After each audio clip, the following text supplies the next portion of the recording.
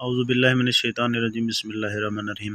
اے رسول، جب میرے بندے میرا حال تم سے پوچھیں تو کہہ دو کہ میں ان کے پاس ہی ہوں، اور جب کوئی مجھ سے دعا مانگتا ہے تو میں ہر دعا کرنے والے کی دعا سن لیتا ہوں، اور جو مناسب ہو تو قبول کرتا ہوں۔ پس انہیں چاہیے کہ میرا ہی کہنا مانیں اور مجھ پر ایمان لائیں تاکہ وہ سیدھی راہ پر آ جائیں۔ مسلمانوں، تمہارے واسطے روزوں کی راتوں میں اپنی بیویوں کے پاس جانا حلال کر دیا گیا ہے۔ عورتوں گویا تمہاری چولی ہیں، اور تم گویا ان کے دامن ہو۔ خدا نے دیکھا کہ تم گناہ کر کے اپنا نقصان کرتے تھے، کہ آنکھ بچا کے اپنی بیوی کے پاس چلے جاتے تھے، تو اس نے تمہاری توبہ قبول کی اور تمہاری خطا سے درگزر۔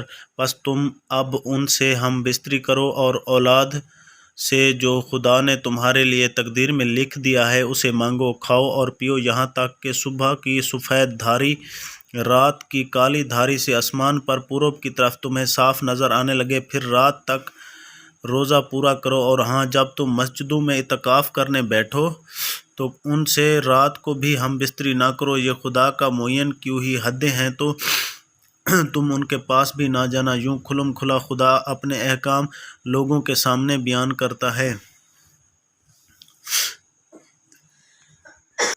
تاکہ وہ لوگ نافرمانی سے بچیں۔ آپس میں ایک دوسرے کا مال نہ حق نہ کھا جاؤ، اور نہ مال کو رشوت میں احکام کے یہاں جھونک دو، تاکہ لوگوں کے مال میں سے جو کچھ ہاتھ لگے نہ حق خرد برد کر جاؤ۔ حالانکہ تم جانتے ہو اے رسول صلی اللہ علیہ وآلہ وسلم، تم سے لوگ چاند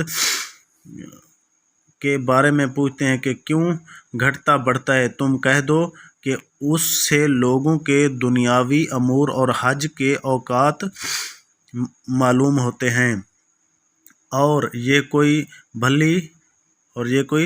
بھلی بات نہیں ہے کہ گھروں میں بچھواڑے سے پھاندے کے آؤ، بلکہ نیکی اس کی ہے جو پرہیزگاری کرے۔ اور گھروں میں آنا ہو تو ان کے دروازوں کی طرف سے آؤ، اور خدا سے ڈرتے رہو تاکہ تم مراد کو پہنچو۔ اور جو لوگ تم سے لڑیں، تم بھی خدا کی راہ میں ان سے لڑو اور زیادتی نہ کرو، کیونکہ خدا زیادتی کرنے والوں کو ہرگز دوست نہیں رکھتا۔ اور تم ان مشرکوں کو جہاں پاؤ مار ہی ڈالو۔ ان لوگوں نے جہاں مکہ سے تمہیں شہر بدر کیا ہے، تم بھی انہیں نکال کر بحر کرو، اور فتنہ پر درازی، شرک، خون ریزی سے بھی بڑھ کر ہے۔ جب تک وہ لوگ کفار مسجد الحرام کعبہ کے پاس تم سے نہ لڑیں، تم بھی ان سے اس جگہ نہ لڑو۔ پس وہ اگر تم سے لڑیں تو بے کٹھے تم بھی ان کو قتل کرو۔ کافروں کی یہی سزا ہے۔ پھر اگر وہ لوگ باز رہیں تو بے شک خدا بڑا بخشنے والا اور مہربان ہے۔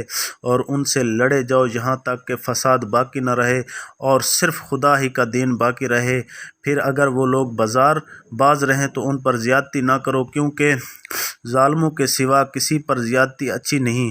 حرمت والا مہینہ حرمت والے مہینے کے برابر ہے، اور کچھ مہینے کی خصوصیت نہیں، سب حرمت والی چیزیں ایک دوسرے کے برابر ہیں۔ پس جو شخص تم پر زیادتی کرے تو جیسی زیادتی اس نے تم پر کی ہے ویسی ہی زیادتی تم بھی اس پر کرو، اور خدا سے ڈرتے رہو، اور خوب سمجھ لو کہ خدا پرہیزگاروں کا ساتھی ہے۔ اور خدا کی راہ میں خرچ کرو، اور اپنے ہاتھ جان ہلاکت میں نہ ڈالو، اور نیکی کرو، بے شک خدا نیکی کرنے والوں کو دوست رکھتا ہے۔